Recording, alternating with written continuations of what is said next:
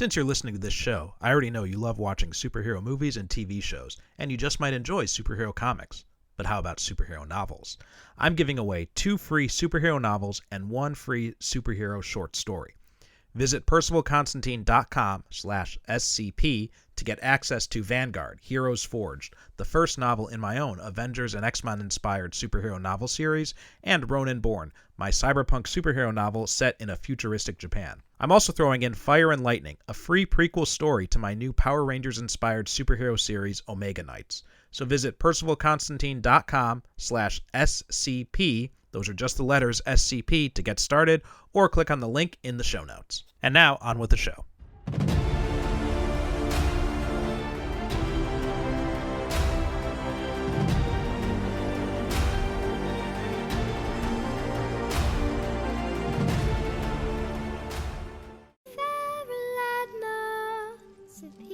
Crossroads, diamond of the quadrants, Aladna, our home. Hi, small child. Could you Aladna, as if no time has passed, so excited that you're home. Our princess is home. Princess?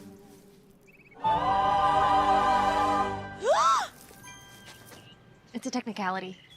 Carol, what is happening? Their language is song. Most of them won't understand you unless you sing. Come on. Going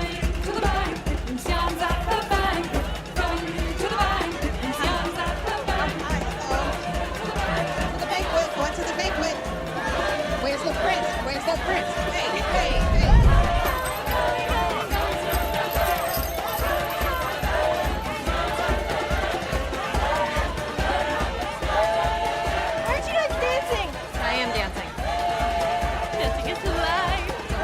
We're almost there. Oh, Angelica! Wow. Oh my gosh, give me some of what they're having. If you tell anyone about that you're a pretty princess. Welcome to the Superhero Cinephiles podcast. I'm your host, Perry Constantine, and welcoming back a recurring guest, and that is Alex Marcus. Alex, how you doing today? Hey, Perry. Happy to be here. Glad to have you back on. So before we get started with today's movie, it's been a bit since we've had you on the show, so why don't you give just a quick reminder of who you are and what you do? Yeah, so I am the podcasting director of thepopbreak.com, which is a small little pop culture website that covers all sorts of fun stuff, including music, movies, wrestling, comic books, anime. You are interested in it, we're covering it. I host a couple podcasts over there, one mostly on TV and one more pertinently right now called Bill versus the MCU, where me and my co-host Bill Bodkin walk you through the ins and outs of the MCU. We did all 4 phases of the MCU back all the way in 2022. And since then, we've been doing Marvel adjacent movies, MCU adjacent movies, and TV shows like the Defenders saga on Netflix, Agents of S.H.I.E.L.D. We just covered a whole set of X-Men movies in our lead up to Deadpool and Wolverine. And notably, we covered the topic of this episode. And I was on there to talk about the Ghost Rider season of Agents of S.H.I.E.L.D., which is a lot of fun. And this is also another connection. We will be talking, there's an X-Men connection in this movie as well. And before we get too much into the movie, what are you interested in lately? Anything that's been grabbing your attention, not necessarily for the podcast, but just in general? Yeah, so the thing that I've been most into right now is this show on Netflix called Ripley. It's a couple of months old. It's kind of a remake of The Talented Mr. Ripley, which is one of my favorite movies of all time. This takes it in a super different direction. It's like black and white, and it's mostly in Italian, and it's like really feels, you get those like period sort of feels to it, and also like in the original movie, if you've seen it, it's like Jude Law and Matt Damon and Gwyneth Paltrow, and it's like these young people and like just like and basking in their youth, and Matt Damon being this con man on the outside wanting to have what Jude Law and his ilk have. And this one, the main characters are all aged up into their 40s, and so it adds like a whole interesting, different dimension of people sort of being obscenely rich in Europe, just kind of running away from life, but not in a romantic way, kind of just in a cascading through the rest of their life because they have nothing else to do. And there comes Tom Ripley, who is now played by Andrew Scott, and he comes there to mess things up and take what he wants from them. And I'm loving every second of it. It's by Steve Zalian, who he did this miniseries a few years ago called The Night of with Riz Ahmed, which is a really good show. He's just a very talented writer, and he was one of the writers on Moneyball also, which is a very different type of project from this. But I'm just loving it. It's incredible. That sounds really cool. I'd seen that pop up on Netflix. I didn't make the connection between, and I don't even think I read the description. I didn't make the connection between that and the talented Mr. Ripley. I had no idea it was an update or a reimagining or whatever. It's funny because I had just like, I think within like the past 6 months, I had rewatched the talented Mr. Ripley and thinking too, when I was watching it, I'm like, wow, I remember this movie getting so much hate back in the day, but it's actually pretty good. Yeah, it's weird. That movie has like this weird reputation where it came at the tail end of like a lot of these like Merchant Ivory movies where it like took place in the 30s and 40s, and it was like a bunch of rich people on vacation in Europe, and I think people were just burnt out by that genre back then. But everyone I know who watches it now, excuse me, who watches it now, who didn't see it back in 1999 when it originally came out are like, this is one of the best films that I've ever seen. Like, why is this not a movie that everyone is constantly talking about? And yeah, it's kind of one of those moments where like culture missed it at the time, but it is, I feel like, has a really good reputation now for the people who take a chance on it. And also, I mean, the cast is just, it was all of these people when their careers were just starting out, and now they're all super famous, so there's that element of it too. But it's some of their best performances. Philip Seymour Hoffman is in it also. He's fantastic. And yeah, so if you're a fan of that movie, I would say this show is telling the exact same story, but in a totally different way, that really brings out a lot of different dimensions to the story. It really feels like I'm getting a whole fresh take on it, which is really hard to do when the thing you're remaking is so iconic.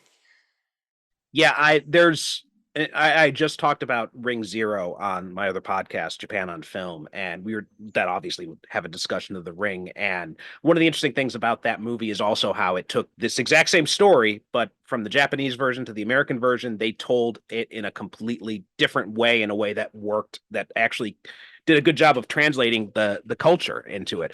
And so I'm very curious to see this, especially the idea of, instead of these young people who are, pretty and beautiful gallivanting around Europe, now it's these, middle-aged guys. And so there's a I'm guessing, just from what you've said, that there's a feeling of almost kind of like patheticness in this kind of lifestyle. Yeah, absolutely. That is an aspect of it where it's like, Tom Ripley as a character, he just wants to have this life because it's so much more interesting than the life that he's currently leading.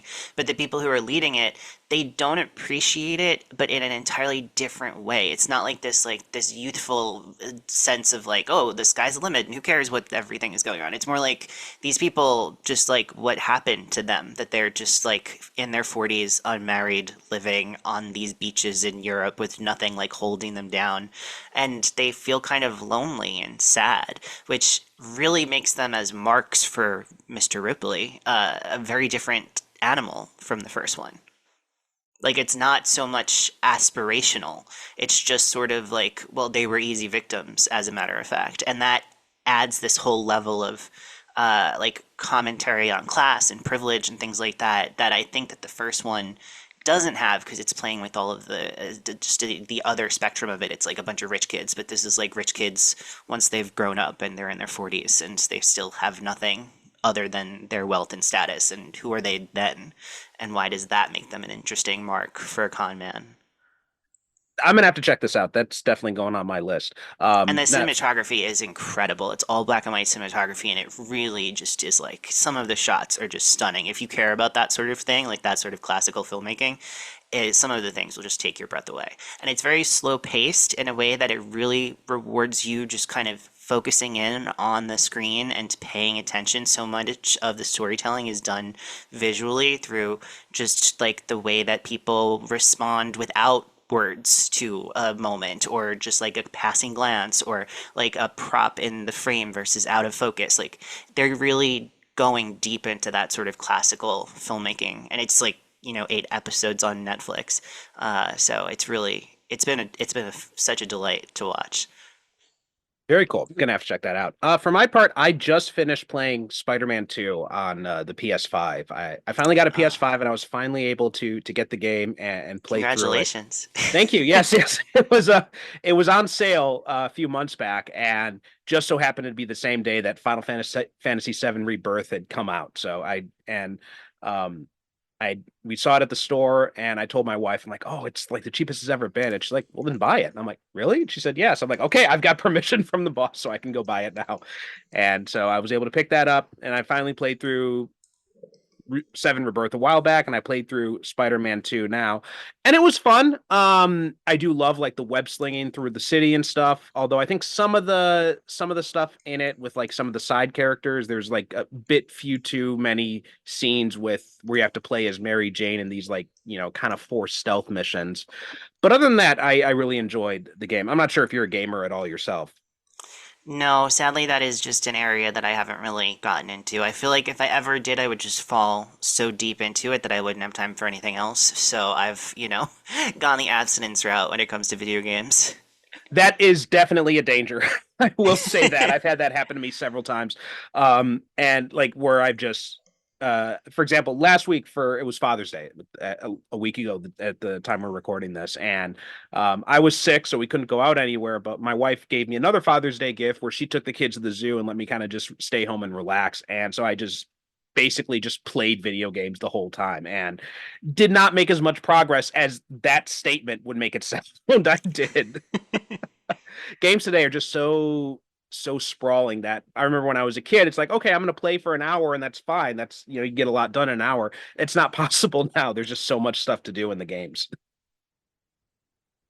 But anyway, like we said, like we hinted at today, we were talking about the Marvels, the recent 2023 American film.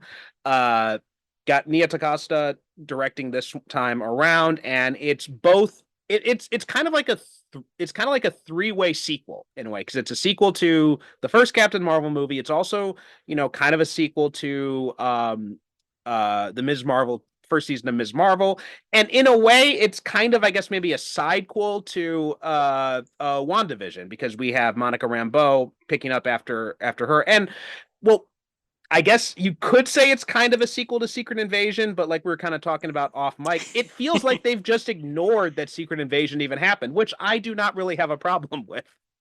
Yes, yeah. I think we can all just agree that Secret Invasion didn't happen, and I think wishing will make it so in this case. My pet theory that I've talked about elsewhere is I like to think about Secret Invasion as happening just on an alternate Earth, and that maybe there's an incursion at the start of Avengers 5 that just wipes that whole Earth out of existence. I think that really is the only way that the continuity of Secret Invasion makes any kind of sense, and I'm just so happy that even with all of the reshoots that this movie went through, they just were like, we're not touching that. We're just going to let that be its own thing, and we're just not going to even worry about it, because I think that would be for the best for all of us. It makes me wonder how many of those reshoots were removing references to Secret Invasion, because it definitely feels like they went out of their way with that. Yeah, I think that I think the real truth of it is that this movie was supposed to come out before Secret Invasion, and so they didn't have the baggage of what was happening in Secret Invasion, because I think like some of the events that are happening in this movie were initially thought of as things that could help sort of lead into Secret Invasion, and then when everything got moved around 3 different times and both sets went into crisis, they eventually were just like, look, we're just going to split the baby and let the two do what they need to do on their own, and they'll be released at different times, and we won't worry about it. We'll figure it out later. And I hope that the solution to figuring it out later is just pretending like Secret Invasion never happened, because that's what I do. I wake up every morning and pretend like it never happened. So I remember you saying you're not a comic book guy, so I'm safe assuming that your introduction to these three characters was through the MCU to begin with. Yeah, pretty much. Like, I had heard a lot about Miss Marvel when she came out because it was a really big deal, and also I'm from Jersey, and the character's from Jersey, and so that was fun. But I didn't read any of her stuff. I didn't really see any of her stuff before the show finally came out. But she's a rising star in comics, and so that was a character that I definitely heard a lot about over the years. My introduction to Monica Rambeau is very much from the WandaVision show and Captain Marvel when she was a little baby captain, and uh, and yeah, Captain Marvel as a character. I first saw her as Miss Marvel in that Avengers Earth's Mightiest Heroes cartoon, which came out in college, and I watched on a couple of people's recommendation. These were like, it's not just a kids' cartoon; it's actually really good, and I watched it, and I feel like that was a great primer for me as someone who was just getting into the MCU at the time, because it has a lot of storylines that are direct references to major comic book arcs, some of which have now been adapted into the MCU proper, and some of which I don't think will ever be. But that really helped me get acquainted to some characters that I didn't know outside of that. So that was where I first met, if you will, Carol Danvers. Yeah, I think Avengers, Earth's Mightiest Heroes, and the X-Men 92 animated series of all the different TV shows we've gotten about different comic book characters, I think if you're talking about like adaptation of the comics, those two were probably the ones that would give you the best sense of like if you go in a comic book store and you pick up like a greatest hits collection or something like that, you will see many of the stories that were in those two shows in those comics. Whereas, other shows which I think were better, like Batman the Animated Series, they weren't so much a direct translation. They were more just kind of like, spiritually inspired by, or even the MCU, right? Like lots of stuff in the MCU. You watch it, and if Mhm. you kind of look at some of the comic books sideways, you can kind of see like, oh, I see where they got the beginnings of the idea for this, but then they kind of took it in their own direction.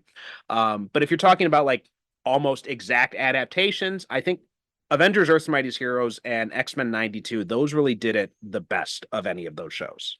Yeah, I would agree with that. And I will also say that I didn't realize this at the time when all of the Captain Marvel stuff first started, but over the last year, I actually went back and rewatched all of that X-Men original series, because I hadn't seen it since I was a kid, and I knew the new show was coming, and I wanted to, refresh my memory on some of the stuff and see how it aged and things like that. And there's an iconic episode of that show all about Carol Danvers and Rogue and their relationship, which is crazy that they adapt it as detailed as they do from the comics, because the stuff that happens in that episode, you're like, how is this on a Saturday morning kids show? This is wild. But it's a really good episode, and I would recommend people checking that out. And so that was technically the first time I met Carol, but I didn't remember that until way later. So The funny thing about that episode too is it perfectly encapsulates all the continuity problems that the original show had, because yeah, you go back in time where Rogue is working with Mystique and Pyro and Avalanche, but then back in the first season when she runs into them on Muir Island, it's like they have no history together. This is the first time they're meeting each other. So all of that stuff is just completely swept under the rug, because I found this out in an interview they had done years back, is that they didn't have like a regular writing team necessarily on that show, and they didn't even know if they were going to go past the first season. So after the first season got on, it was just kind of like, okay, we're just kind of playing jazz with this thing, and they started bringing in more stuff from continuity. So it was kind of funny when you go back and you watch now, and you can really see like all the little continuity flubs in that series. it's true. But what they do with continuity is also incredibly impressive. It Like the is. amount of stuff that they bring in from the comic books that you would think they surely couldn't possibly touch this in a 22-minute episode of a children's show. And then they managed to really encapsulate so much of the stuff that people loved from those 70s and 80s comic book runs. Well, especially X-Men 97, which had completed a few months back. Like I was blown away every week by the amount of stuff that they had put into that series. And Yeah. just like as a longtime X-Men comic book fan, that just it tickled like all the nostalgia bones. That was a very special show. I actually covered that on a podcast that the Pop Break podcast feed has called Saturday Morning Adventures. Me and my co-host at the time, Kay Anderson, we did every single episode of that show, Instant Reaction podcast, and that was a really fun experience. And if you want to hear my thoughts about that show, there's hours and hours to dig into over there. Now you mentioned the X-Men 92 and Carol's appearance on that. That was actually, I think that was my first introduction to her as well. And Just a then later, screaming ghost that lives inside of Rogue's exactly. subconscious. Yeah. I mean, I had seen her in comics before. I had seen the visuals, so like I recognized the costume and all that, but I knew nothing about the character or history with Rogue. So that episode was my introduction to her. And then when I got into comics later, I found out that she's still active after Rogue drained her powers because in that episode she's comatose the whole time. But in the comic books, what happened was she had lost her memory, and her powers obviously too. And then Professor X was able to restore her memory, but she had no emotional connection to those memories anymore. So it was just kind of like, she had known what had happened. It's like reading it in a history book or something like that, but she had no emotional connection to any of the memories.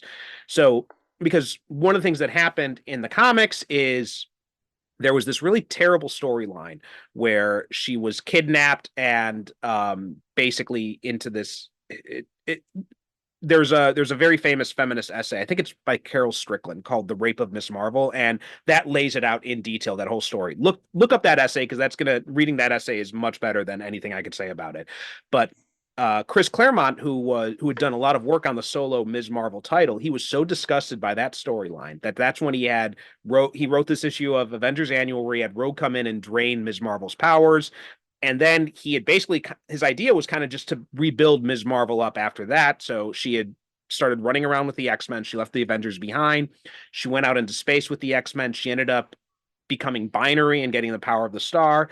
And then later on, she came back to Earth. She took on the identity Warbird and she rejoined the Avengers. And that was my real introduction to her as a character, was Kurt Busiek's Avengers run when she was running around as Warbird. And so it's really fascinating to see how much her star has risen in the past, basically like the 30 years or so that I've been reading comics. Because when I came in the 90s, she was like non-existent. She was off in space somewhere. She'd maybe pop up here and there. But then starting in the early 2000s, she started building up. And then when she became Ms. Marvel again and got her own title, and then now she's like, I guess you could kind of say like the Wonder Woman of the Marvel universe in a way. Yeah, and I feel like that big run, I think around like what was it like 2012 that Kelly Sue DeConnick did, that really helped relaunch her as a major force. And I think that was the sort of thing where Marvel felt like they really needed a strong female character to center their line in a way that they haven't had. There's a lot of female characters that are great in the Marvel universe, but none that really had that sort of Wonder Woman status of like you could lead the Avengers, you could be a pillar for storytelling. It's always like, Wanda is super powerful, but then like becomes a villain, or like Jean Grey super powerful and then becomes a villain, and like that they kind of like fall into that a lot, and they needed a character who wasn't that. And I think part of that was with the idea in mind of like we need this character for the future of our movies too and see what happens. But none of that would have panned out if that run that Kelly Sue DeConnick did wasn't so well received, when she gets relaunched as Captain Marvel and kind of becomes this like top tier hero for the line. And it has, and they've really carried that forward. I know she was also a really big part of the Civil War II, which is a sort of controversial comic book arc that I, again, haven't read because I don't read comics, but I just read about comics, so I do know a little bit about it. And so there's like all of that stuff, and I think also her connection to Miss Marvel, which goes right into this movie that we're going to be talking about, has really helped cement her as icon status within the Marvel line because Kamala thinks of her as an icon, and we all love Kamala, so that really helps bring Captain Marvel as Carol Danvers into that like top tier status in a way that she had a long road to get to that point. I agree with that. Yeah, I think that DeConnick run really did a great, and it was so when it was announced that she was going to be taking over the Captain Marvel identity, my first thought was, oh my God, that makes so much sense. How come nobody had done that before? Because the Captain Marvel name had been passed along from character to character. Every now and then, Marvel will relaunch it to hold on to the trademark. So it was, Marvel originally, and then Monica Rambeau was the second Captain Marvel. Marvel's son, Janice, became the third Captain Marvel. Even Phyla became Captain Marvel for like a hot minute. They brought back like Marvel once or it was like a scroll version or something of him. I don't know. It was kind of weird. And then finally, when DeConnick came along and she just like, well, let's just give the name to Carol. I'm like, well, oh yeah, duh, of course. Why wouldn't you Right. do that? So I was really excited when they had that name change. And so about this movie, like I think one of the things I think that this got so much hate over it and completely unjustified in my mind. And it's funny, as soon as this movie came out on Disney Plus, everyone was like, "Well, how come nobody watched this movie? This movie's actually pretty good." I'm like, "Yeah, I know. A lot of us were telling you that, back when it Yeah. was in theaters." And that's like if you go back to the Bill versus the MCU episode that Bill and I did on this movie, we called that at the time. We said this movie is getting so poorly received without anyone actually seeing it. Everyone that we knew, like anecdotally, sure, but everyone that we knew who actually went and saw it said this was so much fun. Wasn't anything like I thought it was going to be based on how people are talking about it. It's such a blast. We knew like as soon as it goes on Disney Plus, people are going to turn it on and they're going to have fun with it, and they're going to be like, "Oh, I can't believe no, I didn't realize how fun this was. I should have seen it in theaters." But I think that there's two pieces of the controversy around the movie. And I think one is a lot of bad faith actors who hate Brie Larson because when she was doing a press tour for the original Captain Marvel, she made a point to say that all of the news outlets that were coming to the press junkets and things like that typically were overpopulated with male reporters, male interviewers, and that this was a film that they had created with the idea of appealing to little girls, and she wanted to make sure that the press that was covering it was demographically reflective of that because there might be things that people who have a female upbringing or who are female identifying would relate to in this movie that maybe the people that are coming usually to these press junkets might not relate to. So she used some of her clout as the star of a Marvel movie to push for that. And a certain group of terrible, toxic internet men said, "Oh my God, you hate men. This is awful. We're gonna boycott you." And they just decided from that moment on that she was a terrible person and that they were gonna troll everything that she ever did. And so that is the basis for why Captain Marvel got review bombed, why it has all of these like weird like men's rights people mad at it, even though there's nothing in the movie that would really justify that. And that's why that carried over into the sequel, unfortunately. And so I think that that was one bucket of people, and those people were also upset that it's like there's no straight white male actors in this movie in a prominent role. Like there's a woke agenda. It's like, okay, that's weird that you are noticing this because no one else noticed. Like, calm down, you know. It's a movie about three women. Let it be about three women. I don't know, but so that's one group of people. The other group of people are just people who feel burnt out by superhero stuff, specifically Marvel superhero stuff, but superhero stuff in general.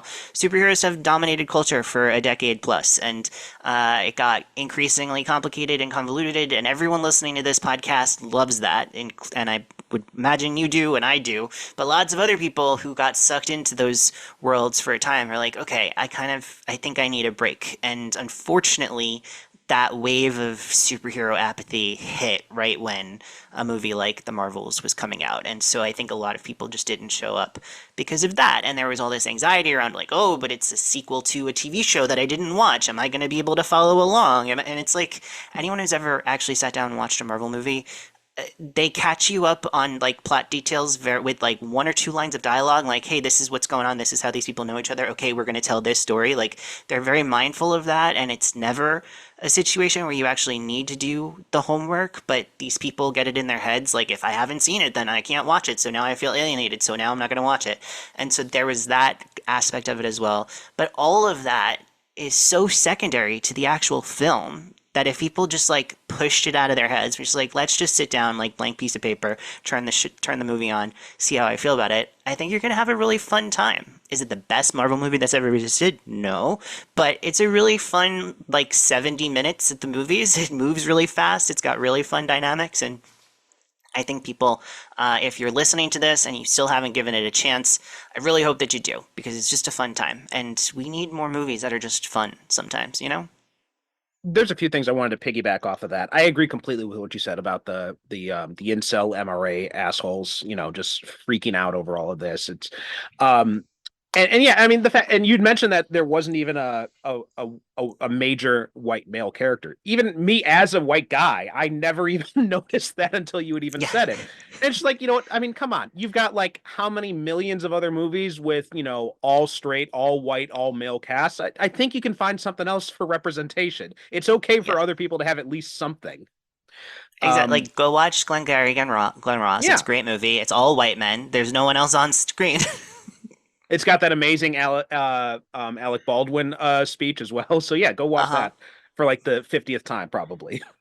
Um, and on the superhero fatigue, I get that too. I mean, and I think what you said there about the people getting obsessed over, oh, I have to do homework, are really kind of overplaying it, because because I remember seeing this on somewhere someone was asking about one of the Marvel movies. I think it was No Way Home, and they were saying, "Oh, I really like the other Spider-Man movies. Can I watch No Way Home?" And someone's like, "Well, first you have to watch Avengers Endgame, and if you watch Avengers Endgame, then you have to watch all the other Avengers movies. If you watch that, then Yeah. you have to watch." I'm like, "You don't have to do all that. Like, No. you can understand this stuff pretty easily without worrying about that."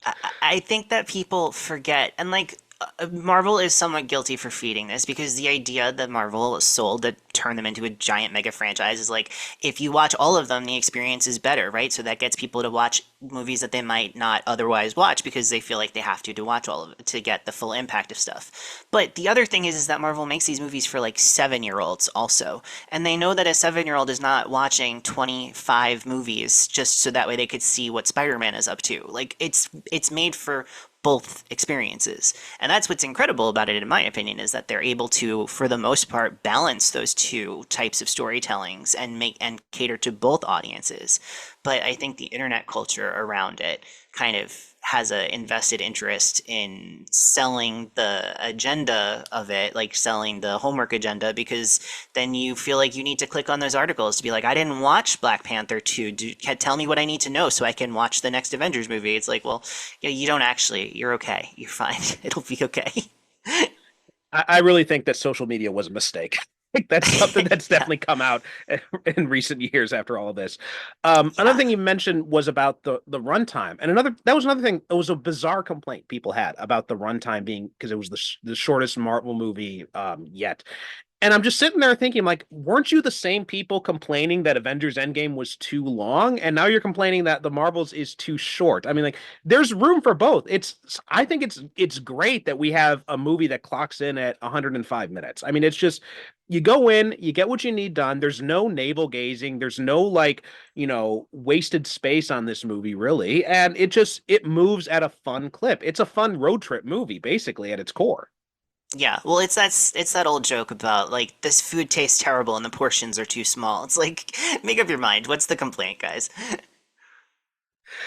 I agree. Yeah, yeah, absolutely. And now for me, I think one of the things I loved the most about this movie was the interaction between Brie Larson, Iman Vellani, and Teona Paris. I mean, all three of these actresses have done an amazing job. Teona Paris was, without a doubt, probably, well, I guess next to Catherine Hahn, one of the standout performance of WandaVision. And Iman Vellani was just unbelievably charming as Ms. Marvel. And plus, Brie Larson, we've already talked about Brie Larson as Captain Marvel. She does a great job in this role too. And seeing them all interact together, you've got that whole history, that awkward history between Carol and Monica, but then you've also got you're bringing in Kamala into this too, and her whole fangirl stuff. Like, watching the three of them play off together was the highlight of this movie. I mean, that whole training montage when they're trying to figure out how their power switching works. That was just pure gold for me when I was watching this, both in the theater and when I saw it on Disney Plus. How about you? Yeah, their dynamic is really fun. And I think there's another version of this movie, and I feel pretty confident that it's the version that was initially made, which is having these characters be separated emotionally and sometimes physically more, because there's a lot of tension there. There's a lot of like catharsis that needs to happen between these characters, where Kamala idolizes Carol, doesn't really see her as a person yet, but is seeking her validation. Carol doesn't want to be a mentor because of her strange relationship with the last girl who looked up to her, which is Monica. Monica has all of this like guilt and regret and anger around Carol leaving, and feeling inadequate as a result of that. So there's a lot of emotional stuff in there that I feel like the movie initially was more interested in telling, and I think that probably would have been a more emotionally rich experience. But what I will say is that I think that they realize at somewhere along in the editing process that when the three leads are together, it's dynamite, and that's when the movie is cooking the most, and that's when the movie is most fun. And the urge to just keep them together instead of doing that thing that we usually do in movies, where we take all of our leads with interesting relationships and separate them so that way they can tell different pieces of the story. It's like, no, we want to see these people together, and it's actually going to be a lot more fun if we just let them be together more and play together more and have their charisma and their chemistry bounce off each other. And so ultimately, I feel like even if the version of the movie we ended up getting is a little bit less emotionally satisfying and rich, it is a lot of fun, and I was totally comfortable with that trade-off. Yeah, I was too. That is an interesting movie that you were talking about there, and I'm kind of curious to see how that would have played out. We maybe could have got a little bit more screen time out of Monica and Carol's relationship, especially the fact that Carol is still using this scroll torture device to try and piece her memories back together and try and reconnect with herself. I think that's a very interesting aspect of it that kind of gets lost a little bit once we start moving stuff along, and I would have liked to see more of that, admittedly. But what we got still is not at all bad by any sense of the word. I mean, it's still like basically just a fun film. And we'll talk more about this, but we'll be right back after this, and then we'll pick up again. And we're back. Now, I think one of the biggest flaws of this movie, though, is the villain in this. In fact, I have to, even just now, I just saw this movie last night, but even now I am having to scroll through Wikipedia to double check her name, Darben, because I just had I could not pay any attention to this. Perry, how could you forget the iconic villain Dar Ben, who we all have been spending the last year talking about? I mean, it was just it kind of reminded me of Ronan a lot of the way from the first Guardians of the Galaxy. He was also kind of like this non-entity who just didn't really is like the least interesting part of the movie. And I know a lot of people were complaining like, "Oh, well, it's got such a crappy villain." And I'm like, "Yeah, but you know what? That's also kind of Marvel's trademark. I mean, they were not really going out of the way here. I mean, as much as I love these movies, they have been kind of weak on the villain front. That is nothing really new here." Yes, and I agree with that as well. That feels a little bit like kind of carrying water for Marvel a little bit to be like, well, but all of them have bad villains. You didn't care about that before. It's like, well, I mean, you should have a good villain. Uh, it is a fair critique of the film, and it definitely is something that keeps it from being like top tier Marvel for me. Is like they just almost write her out of the movie. It feels like whatever other movie we got that we could have gotten without all of the reshoots and things like that would have definitely had a lot more of her. And I think it's a little bit of a shame because I think that the actress who plays her, Zawe Ashton, I think she's very good in the role when she gets to do anything, which is almost never.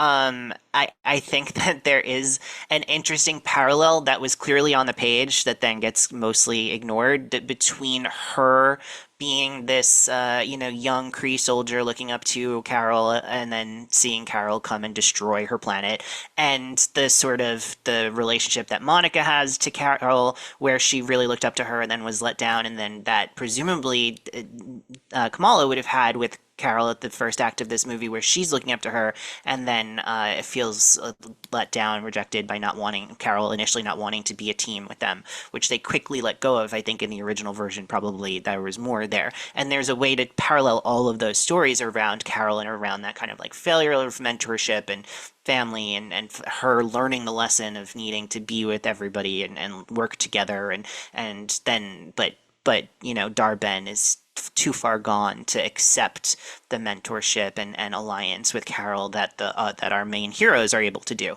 That's a really rich story. I think that is the story that they probably intended because there are breadcrumbs of it all throughout the movie. But instead, they just decided that they needed to cut every exposition scene out of the movie, and it seems like a lot of Darben's arc was probably exposition and monologuing about how much she hates Carol Danvers and stuff. And so I think that, again, we're sacrificing things that maybe didn't work well in execution, maybe did work well in execution, but we just had to kind of lean into the stuff that was working best, which was having a fast, fun time at the movies. And Darben is definitely a victim of that, I think, as well as exploding, which is always tough to come back from.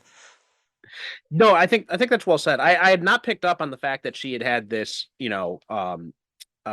reverence for Carol back when she was just Veers from the first movie. But that would have been It's yeah, it's hinted at in the flashback that we get of her like dressed in as like a young cadet, seeing Carol come into the temple, and then there's it really seems like based off of, because I've seen this movie 3 times now, so it really does seem like there are bits of conversations that like are that where she's making an allusion to a conversation that she had that we would have seen in the flashback, but then gets cut out and we don't actually see in the flashback. And so I really think there was a moment there that would have helped set up that parallel better that we just don't get because the movie is more interested in having a fun time on the singing planet and having the Cats musical number, and I loved all of that stuff. So the thing that holds me back to loving this movie as much as I could is that sense that there's a way in which we could have all of the things that was good about this movie and then not have to sacrifice those storytelling beats that would have helped the villain arc, that would have helped Carol's arc feel more rich. But we didn't get that, and instead we got like just the fun stuff, and so it's a fun time, and that's okay. no, that's really interesting that you said that. Like I'd never clocked that she had that kind of reverence for Carol, and I think that would have been. I agree. That would have been very interesting to see play out, and I think it would have added a little bit more meat to Darben's character, and it also would have added a little bit more meat to the relationship dynamics between the three of them. Because, and I Yeah. guess maybe they kind of felt, like you said, it was kind of slowing down the fun stuff, but also I think maybe they felt that they'd had that kind of jilted mentor mentee relationship stuff already very well established with Monica and Carol. So if you had it with Darben as well, maybe they kind of felt it was kind of beating a horse, or it was kind of like doing too much of it. And what we get here is we get that three-way interaction where we have Kamala, who's still idolizing Carol, and Monica, who used to idolize Carol and now she's kind of fallen off from that. And you've got Carol in this awkward position where she wants to reconnect with Monica, but at the same time she doesn't quite feel comfortable being like this mentor figure to Kamala. And I guess when you put in Darben there, who has also been in that same position as Monica, then maybe it's kind of feeling like it's a little bit too much and it is kind of slowing stuff down. So I can understand why they made that decision, but I agree it is. Yeah, and it also seems like from trailers and things like that that were released and then before the reshoots and re-editing, it seems like at some point Darben kidnaps Kamala in the original version of this movie, and I imagine a lot of that paralleling of experiences was probably fleshed out in those scenes, and that was also kind of the impetus for Carol and Monica to bury the hatchet and help save the girl, together. And ultimately, they just cut all of that out, and I think the reason why they did was because the three leads are more that the movie is better when the three leads are together. And I think that that was ultimately the right call. And I just wish that they had maybe figured that out before they went into principal photography, so that way they didn't have to try to clean it up in reshoots. But I will say, I want to talk a little bit more about the things that are good about this movie, because I feel like always want to talk about it. When talking about this movie, I end up talking about the movie that we almost got that we ended up not getting.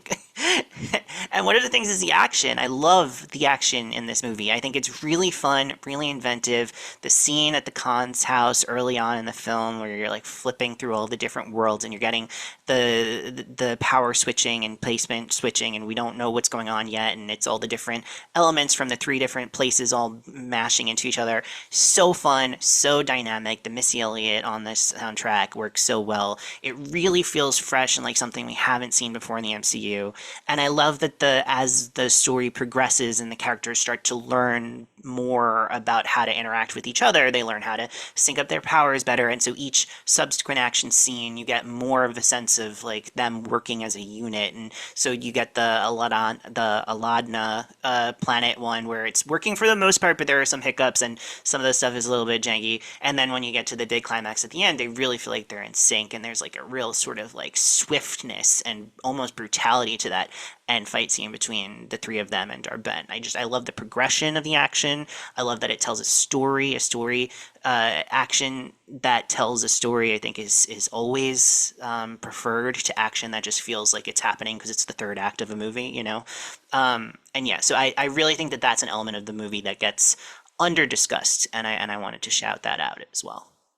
No, I think that's a great. I agree with you. I was always blown away every time I've seen this movie, and I've seen this 3 times as well. And each time I see it, like the action scenes always just captivate me, like just grab me right away. And it is so well executed.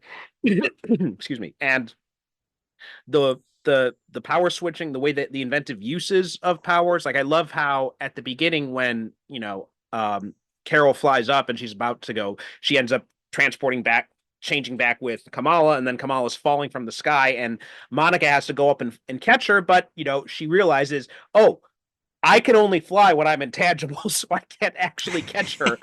And so then Kamala has to come up with this way of, creating this cocoon around them, and all of that really great way of trying to work together and trying to find out how their powers interact together and all of that. And yeah, again, that scene when they're training on the ship was just so much fun, from the jump roping to the juggling. All of that was just, pure gold to watch.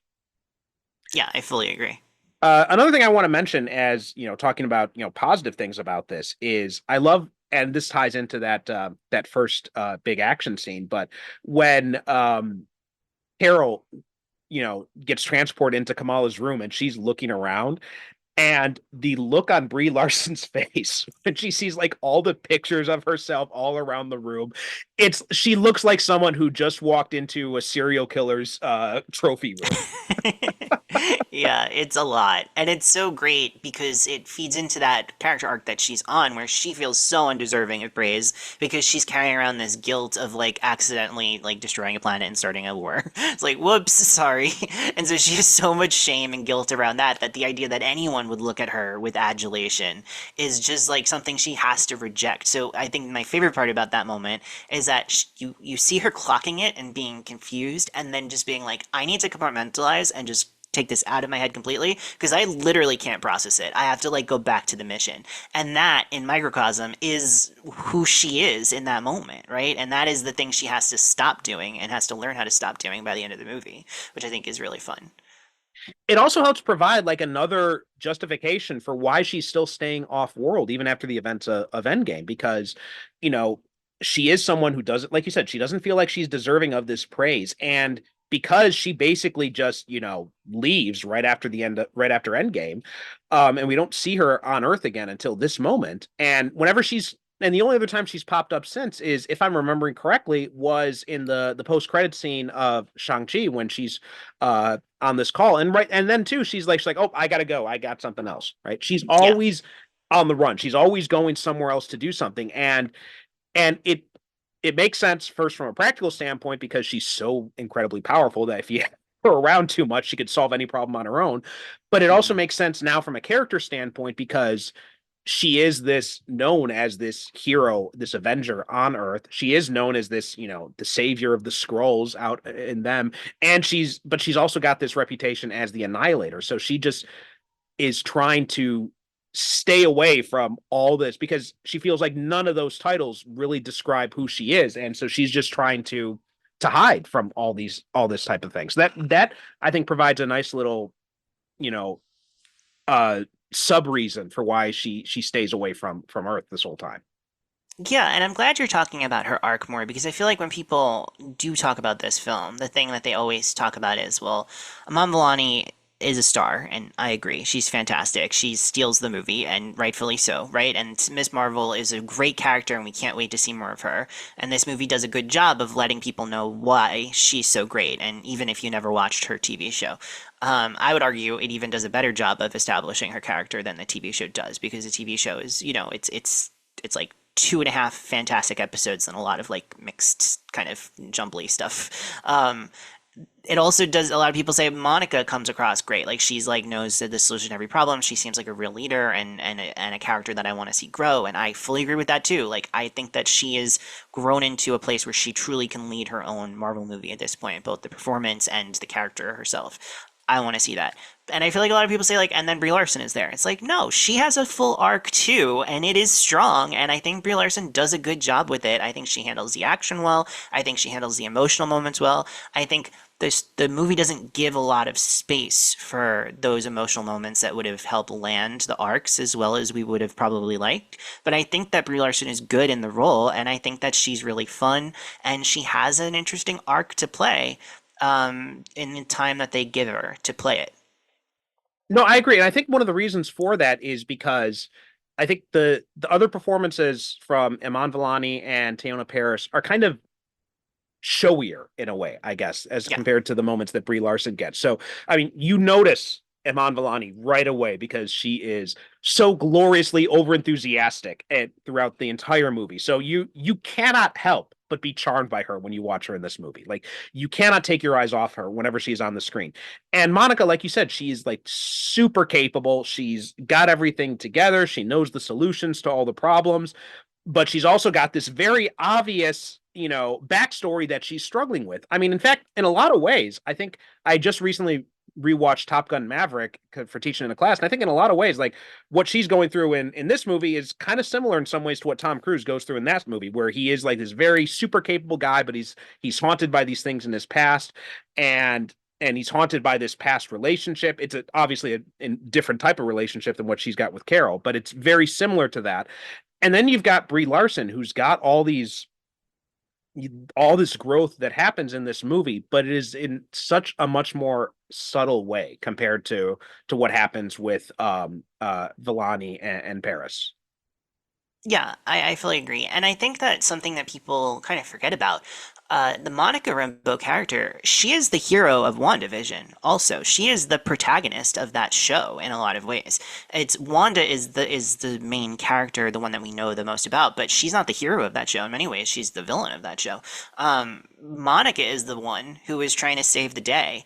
And so I think that this is a nice step up where we go from her being like kind of wrestling the point of view from Wanda as a character in that show and feeling like she was on her way to being a true like superhero by the end of it to this movie where she gets to kind of exist in this world with Carol and with Kamala and come into her own as like the smartest and most capable person of the team. And now I feel like she's well positioned to be the lead, like the true lead of the next movie. And I know there's a lot of kind of scuttlebutt about like Brie Larson not really wanting to deal with the trolls anymore and being kind of over the role maybe and ready to move on. And if that is true, which I can't say it is because that's just all, and all of the kind of, toxic sources that pollute those sorts of rumor spaces. I can't say for sure if that's true, but if it is true and we need a new Captain Marvel, I would love to see Monica get that elevated status and become the new Captain Marvel and take on the mantle in a similar way to what Marvel is doing with some other of their other characters right now, like Captain America, for instance. I would love that because I think the character is rich and full and vibrant and exciting and fully capable of holding the center of a superhero story. I mean, I said this at the end of when we did our episode on WandaVision, and I stand by this now after seeing the Marvels, is I think it would be really cool to see a West Coast Avengers movie where you have like all these characters who have some sort of connection to Wanda. So you'd have Monica in there, you could have Vision, Hawkeye, and even you could also bring in Wonder Man because that connection's from the comics, but you could work that in too, and have like Wanda coming back from after the events of Multiverse of Madness, and have Monica kind of be a leader of a team of Avengers like that. I think would be really cool to see, and I think it would totally fit her character arc very well if we had seen something like that. Yeah, I mean, I don't see them doing West Coast Avengers specifically, but No, the probably not. actual Avengers, as we know it, like doesn't really exist right now, and I don't think they even know 100% which characters are going to be in that roster in the future. And I would love for her to be in that conversation as one of the Avengers that we get to meet next. There's obviously where this film ends.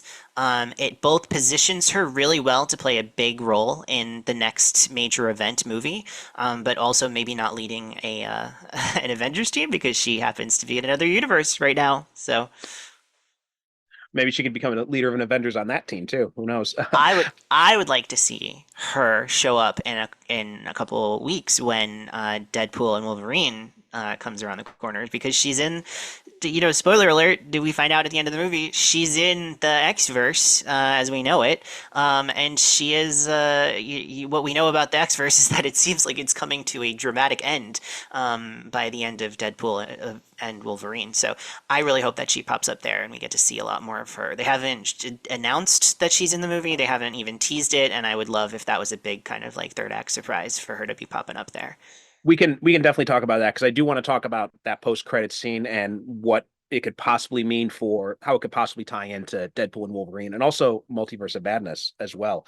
Another thing, two other things I quickly wanted to mention here. Well, three things. First off, I loved the cons in this. Yes. I thought this movie did a great because when they said they were going to be in it too, I'm just like, well, how much play can you really get out of them in a movie this short? But I feel like they were used so well. And it was they brief moments they have, but the moments they have were so well done and well executed, and you really get a feel for those family dynamics in those scenes.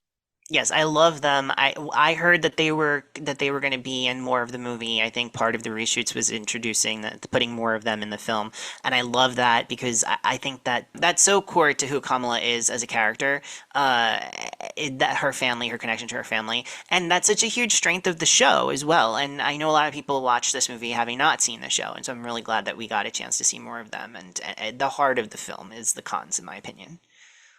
They're going to play with Nick Fury is great. They're going to play with Kamala is so important and to her arc, and there's just like a fierce love and devotion to her, and that makes us care about her more as a character. Seeing that on screen, so I think that's a huge part. And also all the Flurkin stuff, it couldn't happen without the cons, and that was wonderful. Yeah. Well, I mean, just like these little moments we get, like when Yusuf is talking to the Saber agent, and he's telling him, it's like, it's never too late to start planning for retirement. It's never too early too. How old are you? He's like 306, and then you have Amir who's like, oh wow, same age. Or at the end when Maniba is trying to tell him about like, this would be a very nice house to raise a family, and he picks up the remote control and he's trying to silence her. Just like those little tiny moments there, or when she's talking about, Goose, and she's like, I think she's looking a little bit pudgy, and it's, that's a lead into, Goose being pregnant at the end there. Yeah. But that also ties into what another thing I want to mention, and that was Samuel L. Jackson. Like, I really think he is,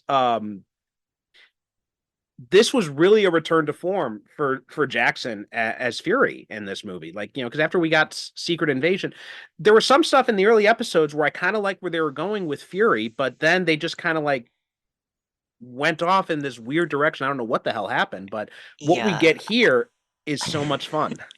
I think we just have to pretend like Secret Invasion didn't happen, and then everything else is better. But I will say this is the most like checked into a Nick Fury role that Sam Jackson has been in a while. It feels obviously the Secret Invasion thing is a whole other deal. Like he was the lead of that show. He was trying a lot of things, and I think was let down by a lot of the writing, among other things. But outside of that, he's popped up a lot, and most of the time he's just there to be like, Spider-Man, you should really, and it's like, all right, this isn't really giving us the juice that we once had from like the Avengers, for instance. And this is like a real return to form. I agree. I think he's a lot of fun. I love that he gets an entire action set piece where he just has to sit down the whole time. He manages to beat up a bunch of aliens while sitting. I love that for him. That's wonderful. And yeah, he's got great chemistry with all of these characters, and that's a huge part of why it feels like such a charming movie ultimately. And I also love that we get a Young Avengers nod at the end too, with Kamala Yes. repeating the Nick Fury role from the first Iron Man movie and going up to Kate Bishop. And I love too Kate's reaction. She's like, "Do you think you're only the kid superhero?" And Kate's like, "I'm 23, girl." Yes, no, everything about that was excellent. I loved it so much.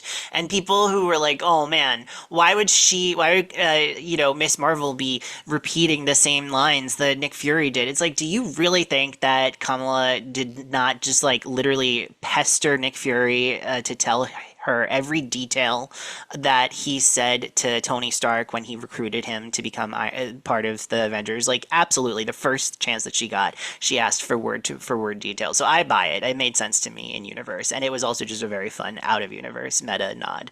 That was fun as well, and it makes me so excited for the Young Avengers. And I don't know if you know this, but I heard from very reliable sources, aka Joanna Robinson, who wrote a book on Marvel that is fantastic. If you haven't read it, you should. It's called the MCU, The Reign of Marvel Studios. It's like the inside scoop on the entire history of Marvel up until this point. And one of the things that she reported after the book was that the initial plan to launch the Young Avengers as a tease was supposed to come at the end of Ant-Man and the Wasp's Quantumania, and it was supposed to be Cassie, aka Scott Lang's daughter, aka new Ant Girl. I don't know what they're gonna call her because Stinger is and Stature are terrible names. But whatever they're gonna call her, it was gonna have her at a computer screen looking up information about these other teen heroes because she was gonna need help to save Scott and Hope from the microverse, the quantum realm, whatever, because the original ending of that movie was going to be them stuck in the quantum realm after defeating Kang, and which is very clear if you watch that movie, because it's like, oh no, we're here forever. Oh, we could just walk through a portal, and now we're not. So that was going to be the original ending, and it was gonna soft launch the Young Avengers with Cassie just on a computer screen, like looking up, Miss Marvel footage. And I'm just so glad that they didn't do that because that's like so terrible and boring, and like we got that in Batman versus Superman, just like revealing superheroes through flash drives or whatever. Like that's the most boring way to do this, and I love that instead they did it with this, like, Kamala recreating the end of Iron Man. Yeah, I agree with that. Also too, and I'm wondering here what you think about this, but when Valkyrie pops up here to help get rid of take the Loved it. Skrull refugees off. Yeah, I mean, I love seeing Tessa Thompson. I'm doing a rewatch of Veronica Mars right now, and I just finished the second season where she was one of the regular cast members on it. So Nice. it was great going back and seeing her in that again. But one of the things I was wondering, were you getting a hint that maybe there's something going on between A Valkyrie and Carol? hint. It was like in flashing neon letters. What are you talking about? Okay, I was The trying to undersell it in case I was completely off the mark. the way she calls her Marv alone was just like the sexiest thing on the planet. Like they absolutely hooked up during the interregnum between like the start of Endgame and the end of Endgame. And I really, in my headcanon, what happens is that, like, Carol is there. They do kind of establish that after Endgame, when she helps Tony get back to planet Earth, like she's there for a while, and she like helps the Avengers a bunch before she kind of fucks off back to space. And in my headcanon, like her and Valkyrie meet, and they have to, like, protect New Asgard from this like outer dimensional threat, and they form this incredible bond over their shared trauma and loss and grief, and they have a beautiful love affair, and they eventually decide that they're better off as friends, but they will always be at each other's corner whenever the other needs it. And that's my headcanon for their story, and I would love to see that happen in real life in a movie or even a cartoon, but it exists in my heart, and that's good enough for me. I think there are three parts of the MCU that I think are ripe for exploration in an animated show. One is this other world where Captain America went off to at the end of Endgame. Another is, what was going on in Endgame during that 5-year gap in the movie. What happened on Earth? What were the Avengers up to during that time? And the third is, what the Avengers were up to between Civil War and Infinity War, when they're all split up and you've got Cap and his secret Avengers going off doing their own thing. I think those are three areas I think I would love to see explored in like an animated series or something like that. Like you could even call it like Avengers The Lost Years or whatever, or something along those lines. Yeah, or even, I don't know, a comic book. Like, isn't that Yeah. isn't that what they do, right? They make these side stories in comic books. Like, give it to us. I would even maybe read that. I mean, Marvel, if anyone from Marvel is listening to this, I would happily write all three of those comics. And the last thing I want to talk about here is the mid-credit sequence where, like, and this was, I had heard rumblings that there was going to be some X-Men connection in this movie, so I deliberately stayed away from those articles because I didn't want to be spoiled. And throughout the movie, I'm doing these little exercise about like what is it? Because when the weird sort of Flurkin eggs start popping up, my first thought was, oh my god, maybe this is connected to Krakoa and the mutants are over there, and maybe they're coming up to Saber to help out or something like that. So that was one thing that I was leaning towards, and when it was the Flurkin, I'm like, oh okay, all right, I guess I was wrong about that. But then when we get the post credit sequence and we have Lashana Lynch there as binary was interesting. And then we hear Kelsey Grammer's voice, and I'm like, oh, and then seeing him as like a comic accurate beast, the best beast has ever looked in any form in live action. I mean, it was such a treat because I maintain that one of one of the only good things about X-Men The Last Stand was Kelsey Grammer and his performance. His look was garbage, but his performance was amazing. He perfectly captures that character. And Beast is one of my favorite X-Men, and I was so unbelievably disappointed by what we got from Nicholas Hoult because he's a great actor. I'm looking forward to seeing him as Lex Luthor, but whatever he was doing, it sure as hell was not the Beast. And seeing Yeah. Kelsey Grammer as this character again and just in full form, it was beautiful. I love Kelsey seeing that. Grammer is perfect casting. I'm glad that we're going to get one more go around with him, it seems, in the role. I will say, X3 The Last Stand, not the worst Beast has ever looked. As someone who just rewatched all of those movies, I could say with confidence that the worst he's ever looked is post transformation in First Class, where it's like Yes. full CG fur, and it's just like, he like literally, his mouth doesn't even move when he talks. It's just like an absolute nightmare, like whatever the hell was happening. It's just like, what? And they very quickly moved off of that character design in the sequels, which was good. But yeah, I had no idea this was happening. If I ever hear any rumor about the X-Men as it relates to the MCU, I just immediately like ignore, delete, move past it, forget it, because it's like so much rumors and it's all nonsense. So I just emotionally block that out. And I saw this movie for the first time like opening day, like Thursday 5 p.m. No one had seen it before I did except for critics, so I had no idea this was happening, and I got so excited. For one thing, Tiona Parrish knocks it out of the park when she meets her mom again, when she thinks her mom is dead, and well, her mom is dead, and then she sees her, and then she's like, what the fuck is happening? Like, unbelievable acting in that. And then the big surprise that she's in the X-verse. Like, I loved every second of that, and I'm so excited, and I really hope they pay off that and let us see more of her in that world. And I think they will, so I can't wait. Yeah, I'm really curious to see what they're going to do because I don't think that they're going to bring back Kelsey Grammer as like the regular MCU Beast. Same thing with Hugh Jackman as Wolverine. I think these are just kind of like cameos to kind of give these characters, give these actors like one last hurrah, and then kind of like them right off in the sunset. Because we know from what we've seen of Deadpool and Wolverine that he does not seem to be the same Wolverine from the Fox movies. He's got different costume and everything, and there's this whole thing about how he let his world die. So I do wonder if there is some connection between the Beast that we see at the end of the Marvels and the Wolverine we're going to get in Deadpool and Wolverine. And I mean, we already know that we are getting some other X-Men actors. Like I think we've seen I think we've seen that what's his name, the guy who played Pyro in the X-Men films is going to be coming back. And I think some other ones are coming back as well. So we are Yeah. going to see them in this, and just kind of like the brief flashes we've gotten of this like Mad Max-esque, world that they're in. And it does seem like they're going to be doing some multiverse jumping throughout this next movie too. So I think it's very likely that we're going to get to see Teona Paris and at least one more brief performance, however brief it might be, of Kelsey Grammer as this more comic accurate Beast. And I'm totally here for that. I'm totally looking forward to that. Yeah, it really seems like the big plan for X-Men is we're getting all of the Fox castings now because all of those worlds are going to be canonically destroyed by the time we get to Secret Worlds and as Secret Wars. And then whatever happens post Secret Wars is going to be a fresh relaunch of all of those characters with new actors. I think that that's very clear if you're just looking at the tea leaves. Like, you don't need any rumors or gossip to just like see like that's clearly what the plan is. And so for that, I'm like, yeah, great. I want to see Kelsey Grammer teaming up with these, with Captain America and, alternate universe Fantastic Four. Let's get everybody into the pot together for one big final send off, and then, we start fresh in 2028.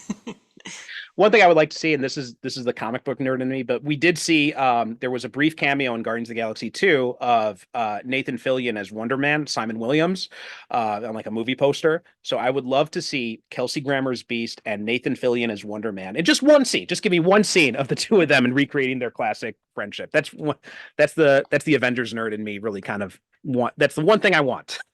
Yeah, well, you're getting a whole Wonder Man show, and it's not starring That Nathan too, Fillion. It's yeah. starring Yahya Abdul-Mateen. And I will say, as much as I like Nathan Fillion, I'm much more excited about the casting of Yahya Abdul-Mateen in that role. Oh yeah, I'm so looking forward to that. But I think Nathan Fillion and Kelsey Grammer as Wonder Man and Beast, I think would be a fun pairing to see in just like at least one scene. Give it to me, and I'd be so happy. Okay, but I think that's a good note to end on. So, Alex, thanks so much for coming on, and why don't you tell people where they can find you? Yeah, so you can follow me on Letterboxd at Media Thinkings. You can follow me on Blue Sky at Alex Marquez. You can go to thepopbreak.com, click on the podcast tab. You'll see all the podcasts that I work on. I supervise podcasts, I produce podcasts, I host podcasts. It's all there. Lots of other really talented people work there with me and put out great shows all about movies and music and comic books and anime and TV, you name it, we're covering it, and it's wonderful, and I hope you guys give it a chance. And if you're only going to watch one or listen to one, it would definitely be Bill versus the MCU, which comes out the second Tuesday of every month on the Pop Break podcast feed. So just look for the Pop Break anywhere you get podcasts, and the second Tuesday of every month, me and Bill are there talking something about Marvel. Okay, great. So we'll have links to that stuff in the show notes, so please check that out. As for us, we are superherocinephiles.com is the website, and Super Cinema Pod on Threads and Blue Sky and Instagram, so please make sure to follow us there. Thanks so much for listening, and we'll talk to you next time.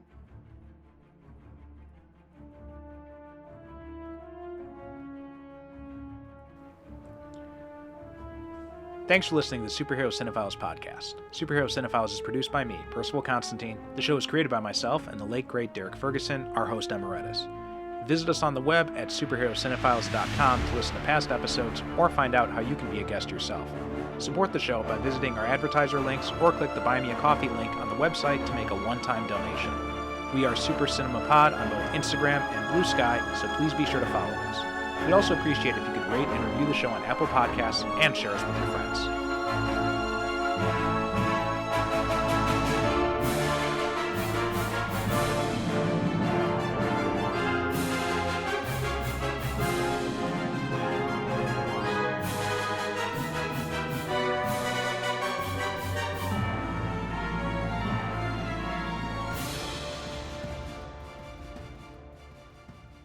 Thank you for listening. And as always, good night, good evening. God bless.